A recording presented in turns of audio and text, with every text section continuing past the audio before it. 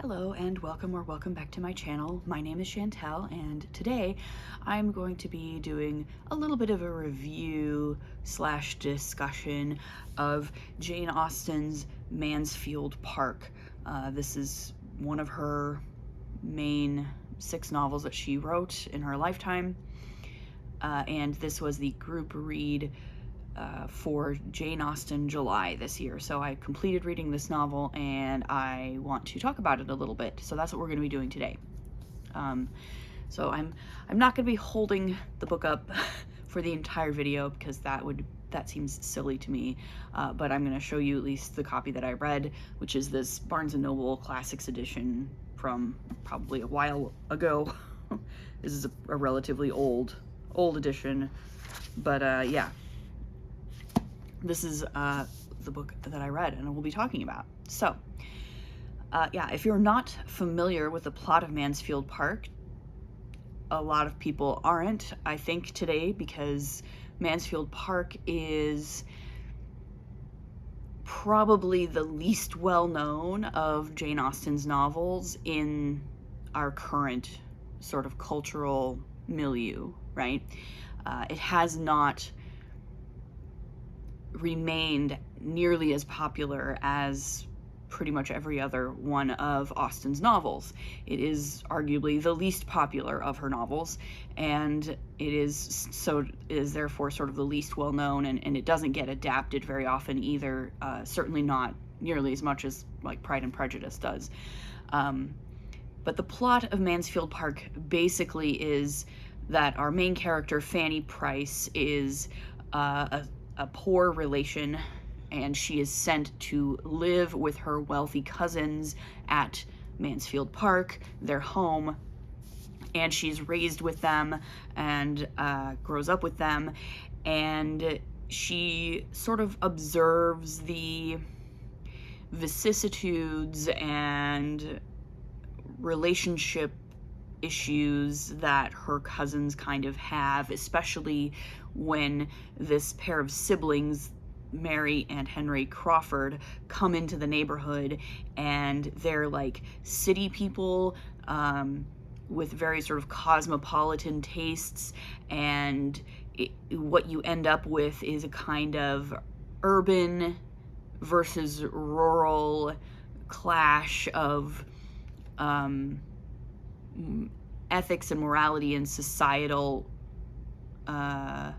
mores, in a way, and how these people who sort of come, again, they're sort of big city people, how they sort of disrupt the sort of quiet country life of Mansfield Park. That's the basic premise of this novel.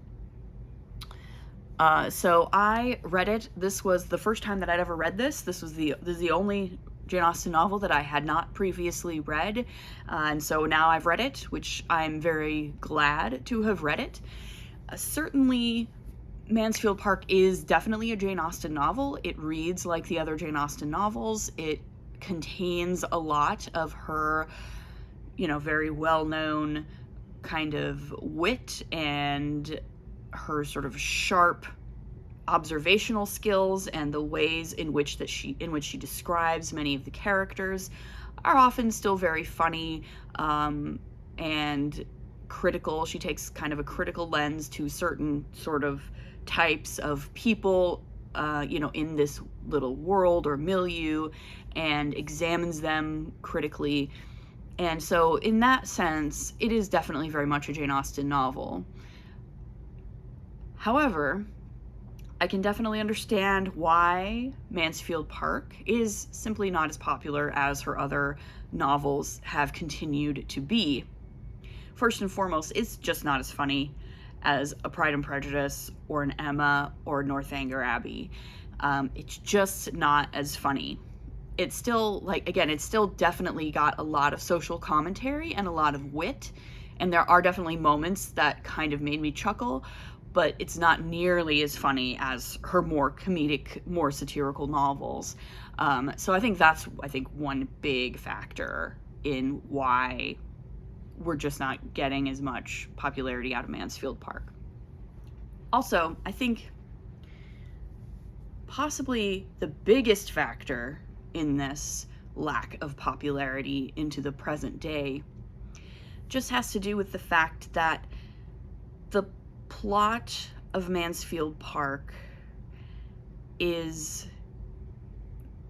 like, in short, it hasn't aged as well, I think, as some of her other plots, which have become, especially, again, like the plot of Pride and Prejudice, it's become the basis of, like, so many books and movies in the romance genre. It has, you know, when it was written, it wasn't what we would consider tropey, but now the story that it tells has become the basis for a lot of the tropes of the genre, right? And so it's very recognizable to a modern audience who's familiar with those kinds of tropes from rom-com movies and books and all sorts of things.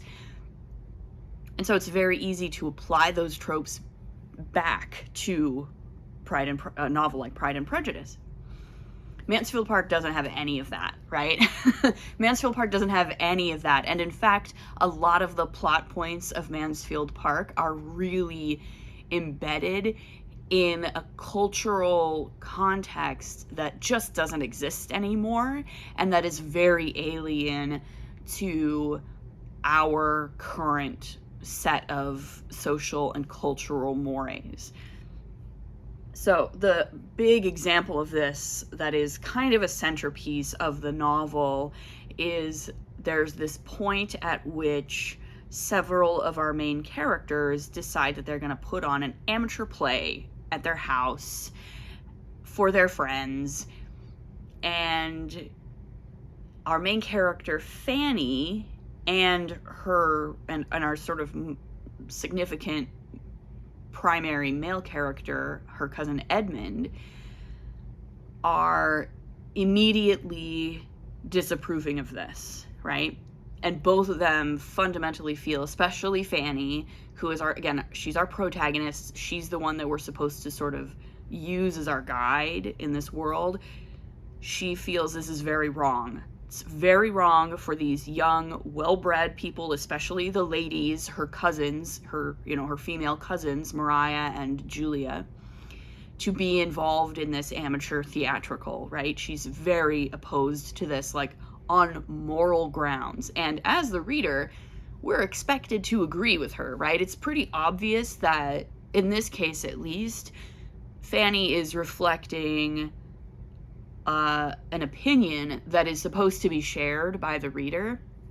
But of course, it's really, really hard as a reader in 2026 to understand why this is a problem, right? It's just because it just wouldn't be a problem in 2026 to put on a little amateur theatrical in your house, right? Why would that be a problem? And, like, I can understand, like, I know intellectually that in the Regency period, to be associated with theatricals, with acting, with the stage, was considered very morally questionable. Like, it just was, especially for women, right?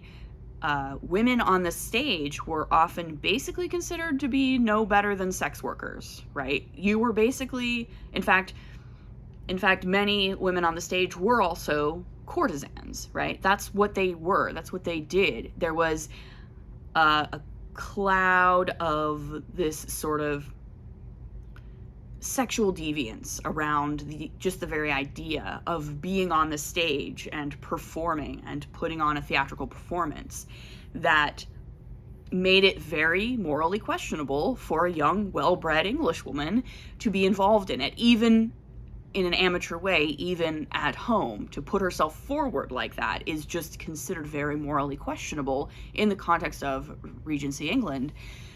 But of course, it really isn't in 2026, right? It's just not a problem anymore. So it's really hard to find that innate sympathy to have for our protagonist who is so morally opposed to this. And then there is the specific play that they're actually putting on, which is a play called Lover's Vows, which is a real play that really exists. And of course, Jane Austen when she's writing this novel, she is assuming that her readership will be familiar with this play and what it's about and who the main characters are in the play, because it was quite popular, right? It's a sort of the early 19th century equivalent of a pop culture reference that you kind of expect everybody to know who's reading your book, right? It's very contemporary to Jane Austen. But again, I don't know that. I had to look it up. I had to Google it in order to figure it out. So I had to stop reading the book. I had to do some searching, do a little research, find out and like read a synopsis of the plot. Because I know Jane Austen, and I've read her other books, if she's using this real play in this context, she's probably doing it for a reason, right? So I wanted to find out what that reason was, and so I had to look it up, right? And yeah, it's very relevant, right? The story of lovers' vows is, again, it plays into the sort of salaciousness of the entire theatrical endeavor. It's a play where one of the main female characters is a quote-unquote fallen woman. She's a woman who had an affair with a man and bore a child out of wedlock. And so there's illegitimate children involved. There's all kinds of stuff that, again, like an early 19th century audience would, this is very morally questionable. But once again, like for a 2026 reader, I didn't immediately know that, and I had to look it up and find those parallels, which I did, and they were interesting, and I'm glad I looked it up. But, there's this distance of time and distance of cultural context that makes it difficult to really connect with the story. And so that, I think on that level, like, it just hasn't aged as well as most of her other novels have, because her other novels have become so tropey in a way, right? Again, I'm not saying that the novels themselves are tropes, are tropey, but that the plot devices that she uses have become tropes in the romance genre. And Mansfield Park just doesn't have any of that. And it also has this sort of cultural context that is just so different from our own that it's much harder to relate to it as a reader in 2026. And then there's also Fanny Price herself as a protagonist who, again, I think in the context of early 19th century novels, I think there are a lot of protagonists who are like Fanny Price, who are very sort of passive. They're sort of exemplars of good upper middle class English morality, right? But by contemporary standards, Fanny Price is just not a very interesting protagonist, right? She is very passive. She basically does nothing in the entire plot. Everything sort of happens around her and occasionally to her, but she really doesn't do much at all herself. She spends pretty much the entire novel pining after her cousin, Edmund, which is also another thing that doesn't tend to sit well with a contemporary audience. She quietly pines after Edmund while he is chasing after Mary Crawford and doesn't do anything about it, right? Which, again, in the early 19th century, maybe that's considered fine, right? It would be, it's not the woman's place in early 19th century Regency England to make advances towards a man. That's not acceptable. So, like, again, in that context, it's understandable, but to a 2026 audience, it's like, why isn't she doing anything to get him to love her, right? If she loves him so much, why isn't she doing anything to try to talk him into it? And she's also just really good. Like, she's a character who isn't on an arc, right? In the way that, like, an Elizabeth Bennet in Pride and Prejudice, she has to do a lot of learning and growing before she can fully accept and be with Mr. Darcy, as much as Mr. Darcy has to do a lot of learning and growing to be with her, right? They both have to go through a lot of changes to figure this out, which again is now really common in especially in romance literature. But Fanny Price is none of that, right? She's basically perfect. She doesn't have to do anything. She's completely morally, you know, she's a complete morally upright. She doesn't do anything wrong. Her instincts are always on point. The only real conflict that arises is later in the book when she receives a proposal from a man she doesn't love and she turns him down. That's the only thing she does in the entire book, is she turns this guy down. And holds her ground even when everybody around her is saying, but why aren't you accepting him? Because he's a wealthy, honorable man. It's a good match. You know, on paper, it's a perfectly respectable marriage. Why do you not want to do this? And that's the only point of the book in which she puts her foot down and says, I can't do it. I don't care for him. I don't love him. I can't do it.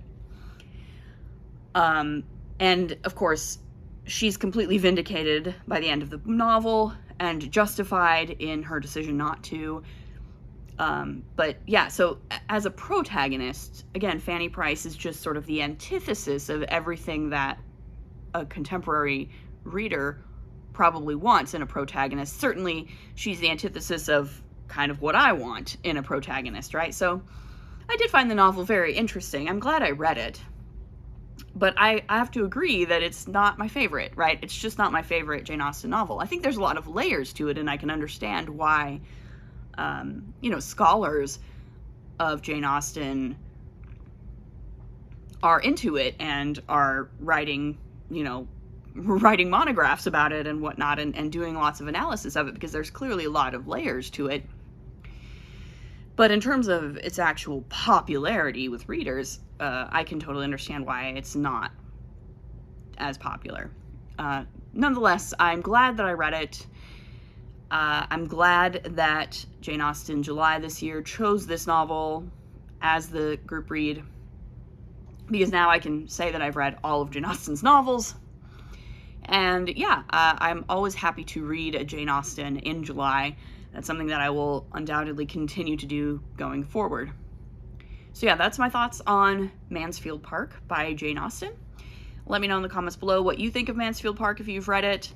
Have you seen any of the film adaptations? I've seen there's one from like 1999 that I've seen that was pretty good. It made any film adaptation of Mansfield Park is going to have to make some pretty significant changes to be effective, to be good, to be decent, to work with a contemporary audience, and that one certainly did. It basically made Fanny Price into